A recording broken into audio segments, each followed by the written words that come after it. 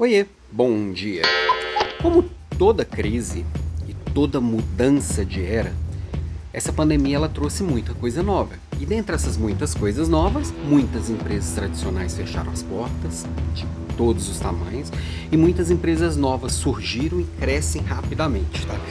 Por que eu tô falando isso? Porque eu tenho percebido, e eu tenho acompanhado de perto algumas dessas empresas novas, e eu vi que este crescimento muito rápido trouxe algumas dores.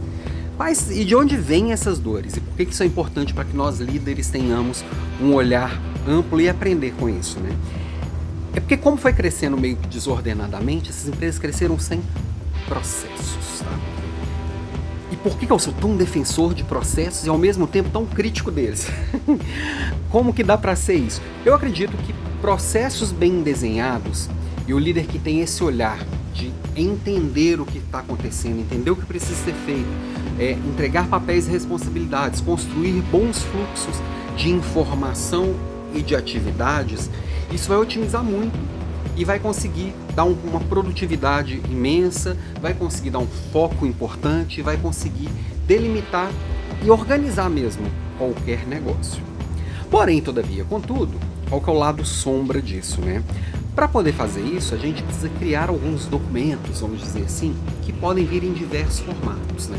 Eu sou formado como auditor de ISO 9000, então tinha lá as instruções de trabalho, os procedimentos bem escritos, e mais recentemente o pessoal tem feito isso muito no formato dos playbooks, que é onde vai estar lá todos os fluxogramas, o passo a passo de tudo.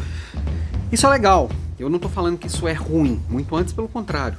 Se você tem um restaurante e contratou um chefe de cozinha muito bom e de repente esse chefe vai embora e não tem nada escrito em lugar nenhum, seu negócio vai quebrar.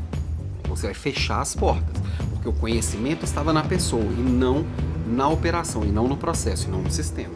Tá? Então, eu acho que é relevante e importante que tenha. A questão é o como. E aí, muita gente torna esse fato, o ato de desenhar processos, de escrever, de registrar, maior do que os ganhos que ele traz. Coloca tanta energia e faz isso de uma forma tão chata, burocrática e sem sentido, que não faz sentido. Tão sem sentido que não faz sentido. Porque se o playbook ele tem fim em si mesmo, ele não deveria existir, na minha visão.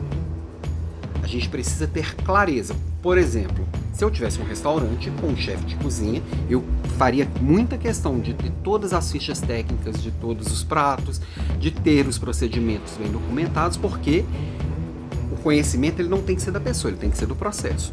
Agora, por exemplo, eu tenho uma equipe com 15 gerentes. Qual que é o risco das 15 irem embora ao mesmo tempo e me deixarem na mão? Muito baixo.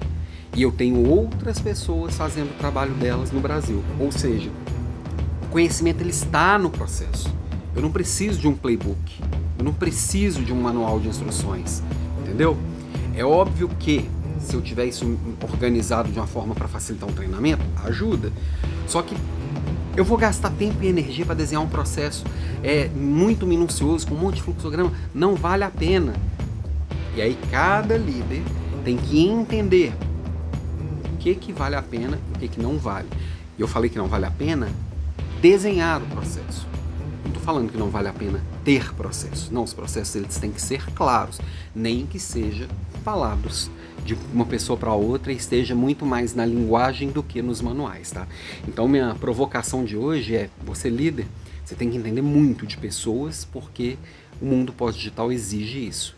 E você tem que entender muito de processos, porque liderança sempre exigiu isso. Beijo pra você e até amanhã.